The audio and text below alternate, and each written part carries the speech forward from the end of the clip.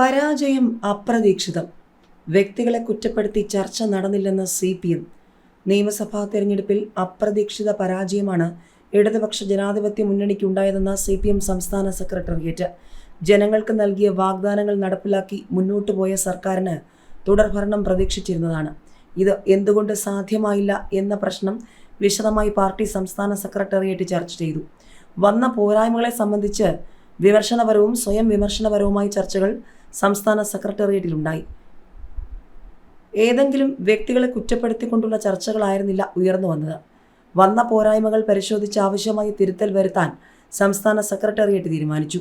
ശരിയായ പരിശോധന നടത്തി മുന്നോട്ടു പോയാൽ ഈ പരാജയത്തെ അതിജീവിക്കാൻ കഴിയുമെന്നും സംസ്ഥാന സെക്രട്ടേറിയറ്റിൽ വിലയിരുത്തി. അതേസമയം ഇത്തരം തീരുമാനങ്ങളെ ഇകഴ്ത്തി കാണിക്കാനും പാർട്ടിക്കകത്ത് വ്യത്യസ്ത അഭിപ്രായങ്ങളുണ്ടെന്ന് തെറ്റിദ്ധരിപ്പിക്കാനുമുള്ള ശ്രമങ്ങളാണ് ചിലർ നടത്തുന്നതെന്നും സംസ്ഥാന സെക്രട്ടേറിയറ്റ് കുറ്റപ്പെടുത്തി. തെരഞ്ഞെടുപ്പിലേറ്റ കനത്ത തോൽവി, വലിയ മാറ്റത്തിനൊരുങ്ങി CPM. ഉൾപാർട്ടി ചർച്ചകളുടെ രീതിമാറ്റം, സമയപരിധി മുൻകൂട്ടി നിശ്ചയിക്കില്ല.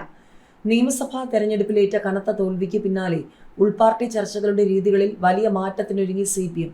സമയപരിധി മുൻകൂട്ടി നിശ്ചയിച്ച് നടത്തുന്ന ചർച്ചകൾ ഇനി പറ്റില്ലെന്ന് സംസ്ഥാന സെക്രട്ടേറിയറ്റ് അംഗങ്ങളുടെ ആവശ്യം ജനറൽ സെക്രട്ടറി MA ബേബി പൂർണ്ണമായും അംഗീകരിച്ചു.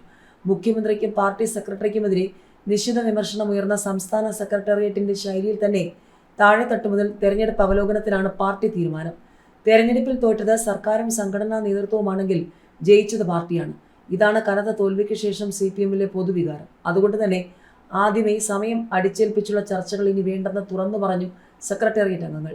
സംസാരിക്കാൻ നിശ്ചിത സമയവും 4 മണിക്ക് വാർത്താ സമ്മേളനവും മുൻകൂട്ടി തീരുമാനിച്ച സെക്രട്ടേറിയറ്റ് യോഗം 13 മണിക്കൂർ വരെ നീണ്ടത് അങ്ങനെയാണ്. ഓരോ അംഗങ്ങളും ആവശ്യത്തിന് സമയമെടുത്ത് പറയാനുള്ളതെല്ലാം പറഞ്ഞു.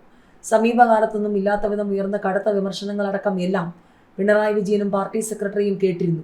MV ഗോവിന്ദൻ സ്ഥാനം ഒഴിയുന്നതാണ് നല്ലതെന്ന അഭിപ്രായത്തിൽ തുടങ്ങി ശൈലി മാറ്റാൻ പിണറായി തയ്യാറാകണമെന്ന വിമർശനം വരെ അത് നീണ്ടു.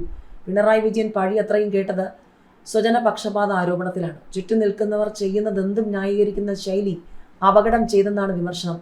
പാർട്ടി ശക്തി കേന്ദ്രങ്ങളിലെ തോൽവി ഗൗരവമേറിയതെന്നും അതിന്റെ കാര്യകാരണങ്ങളും പാർട്ടി വേദികളിലും പുറത്തും ഒരുപോലെ ചർച്ചയാണ്. പാർട്ടി സെക്രട്ടറിയുടെ ഇടപെടലുകളിലും വലിയ തിരുത്തലിനാണ് സെക്രട്ടേറിയറ്റ് അടക്കം പാർട്ടി ഘടകങ്ങളിൽ അഭിപ്രായമുയർന്നത്. ചോദ്യങ്ങൾക്ക് ജാഗ്രതയോടെ മറുപടി പറയണമെന്നാണ് പ്രധാന നിർദ്ദേശം. TK ശ്യാമളയുടെ സ്ഥാനാർത്ഥിത്വം തിരിച്ചടിയായി, ഒഴിവാക്കണമായിരുന്നു. നേതൃത്വത്തിന് വീഴ്ച പറ്റിയെന്ന് പാലോളി മുഹമ്മദ് കുട്ടി.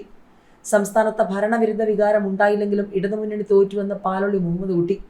എന്താണ് സംഭവിച്ചതെന്ന് പരിശോധിച്ച് തിരുത്തലുകൾ വരുത്തണം. പ്രതിപക്ഷ നേതാവാകാൻ പിണറായി വിജയൻ തന്നെയാണ് അർഹനെന്നും അദ്ദേഹം പറഞ്ഞു. പാർട്ടി നേതൃത്വത്തിന് വീഴ്ച പറ്റി. തളിപ്പറമ്പിൽ PK ശ്യാമളയുടെ സ്ഥാനാർത്ഥിത്വം ഒഴിവാക്കണമായിരുന്നു. ആദ്യഘട്ടത്തിൽ അഭിപ്രായ വ്യത്യാസം വന്നപ്പോൾ തന്നെ ശ്യാമളയെ ഒഴിവാക്കണമായിരുന്നു. അത് പാർട്ടിക്ക് തിരിച്ചടിയായി. എന്തുകൊണ്ട് ഈ സ്ഥാനാർത്ഥിത്വം എന്ന് പരിശോധിക്കണം. പയ്യന്നൂരിലെ രക്തസാക്ഷി ഫണ്ട് തട്ടിപ്പ് ആരോപണത്തിലും പാർട്ടിക്ക് വീഴ്ച പറ്റി. വിഷയം ചർച്ച ചെയ്ത് പ്രശ്നം പരിഹരിക്കണമായിരുന്നു. തെറ്റ് സംഭവിച്ചുവെങ്കിൽ നടപടി എടുക്കണമായിരുന്നു. അതുണ്ടായില്ല. പാർട്ടി സെക്രട്ടറിക്കെതിരെ പാലോളി മുഹമ്മദ് കുട്ടി വിമർശനം ഉന്നയിച്ചു. വിഷയങ്ങൾ കൈകാര്യം ചെയ്തത് പാളിയെന്നും അദ്ദേഹം നിരീക്ഷിച്ചു.